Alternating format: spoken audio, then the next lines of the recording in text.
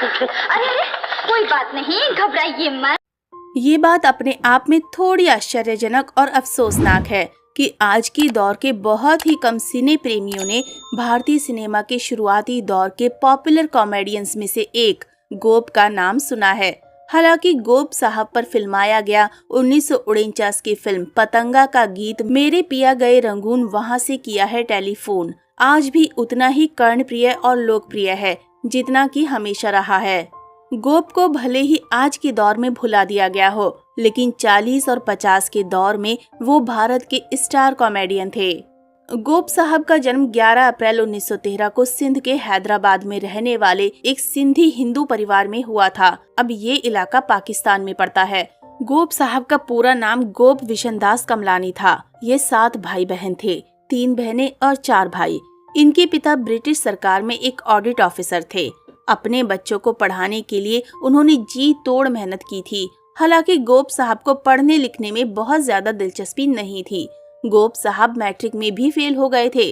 ऐसे आई फिल्मों में स्कूल के दिनों में पढ़ाई लिखाई से ज्यादा गोप साहब स्पोर्ट्स और ड्रामेटिक्स में ज्यादा एक्टिव रहा करते थे। यही वजह है कि जब एक दिन उस जमाने के नामी लेखक के.एस. दरियानी ने गोप साहब को एक दिन स्टेज पर एक नाटक में एक्टिंग करते देखा तो वो इनकी प्रतिभा के कायल हो गए।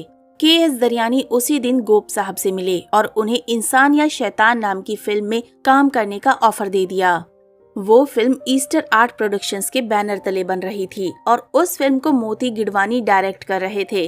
गोप साहब ने बिना देर किए के.एस. दरियानी का वो ऑफर स्वीकार कर लिया और इस तरह साल 1933 में आई फिल्म इंसान या शैतान से एक छोटे से रोल के साथ गोप साहब का फिल्मी करियर शुरू हो गया। उस फिल्म में नरगिस दत्त की मां जदन बाई ने भी एक्टिंग की थी। याकूब के साथ खूब जमी गोप की जोड़ी। गोप साहब ने अपने करियर में 150 से भी ज्यादा फिल्मों में काम किया था। वो एक शानदार एक्टर थे और कॉमिक किरदारों को बड़ी खूबसूरती के साथ निभाते थे। 50 के दौर में गोप साहब को साथ मिला उस दौर के एक और धांसू कॉमेडियन याकूब का। इन दोनों की जोड़ी ने कई फिल्मों में जबरदस्त कॉमेडी की। लोगों ने गोप और याकूब की जोड़ी को भारत का लॉरेल और हार्डी कहना शुरू कर दिया। पहली दफा गोप और याकूब की जोड़ी साथ नजर आई सन 1949 में आई फिल्म पतंगा में। पतंगा ही वो फिल्म थी जिसमें गोप साहब और निगार सुल्ताना पर एक ऐतिहासिक गीत फिल्माया गया था जिसके बोल थे मेरे पिया गए रंगून वहाँ से किया टेलीफोन। यकीनन आपने भी ये गीत खूब सुना होगा। गोप और याकूब की जोड़ी की सबसे शानदार फिल्म मानी जाती है 1950 में आई बेकसूर। इस फिल्म में अजीत खान और मधुबाला मुख्य भूमिकाओं में थे। प्रमुख फिल्में गोप साहब के करियर की प्रमुख फिल्मों की बात करें तो इन्होंने बाजार, भाई बहन, अनमोल रतन, तराना, सजा, सनम और चोरी चोरी जैसे बड़े बजट और बड़ी स्टार कास्ट वाली फिल्मों में काम किया है और अपने हुनर का लोहा मनवाया। लतिका संग लव मैरिज। गोप साहब की निजी जिंदगी की बात करें तो इन्होंने एंग्लो नेपाली एक्ट्रेस लतिका से लव मैरिज की थी। गोप और लतिका ने 5 नवंबर 1949 को शादी की थी। कुछ लोग दावा करते हैं कि गोप और लतिका का एक बेटा था, जबकि कुछ का कहना है कि इनके 2 बेटे थे। कुछ लोग तो ये भी मानते हैं कि चूंकि लतिका ईसाई थी तो गोप ने भी उनसे शादी करने के बाद ईसाई धर्म अपना लिया था। सच क्या है ये हम भी नहीं जानते।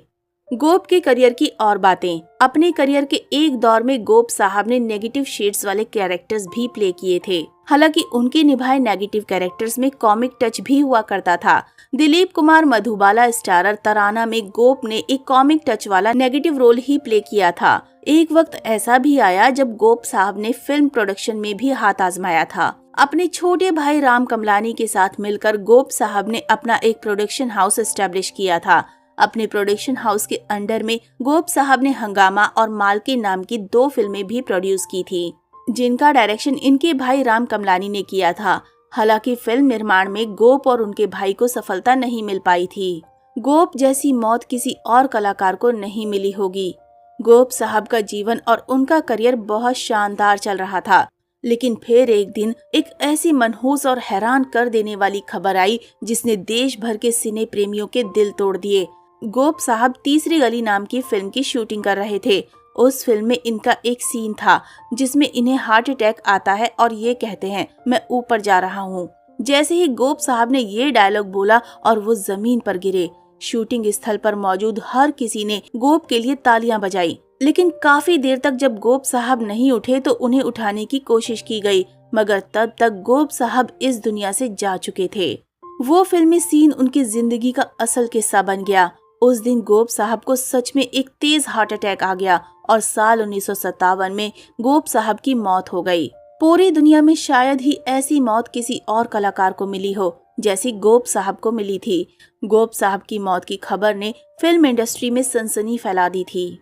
उनकी मौत के कुछ समय बाद उनकी पत्नी लतिका अपने बेटे के साथ लंदन शिफ्ट हो गई थी।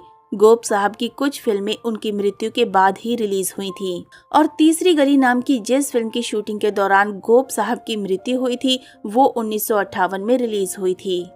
तो दोस्तों, अभी के लिए बस इतना ही। मिलते हैं अगली वीडियो में। तब तक आप सब अपना ध्यान रखिए। Bye bye.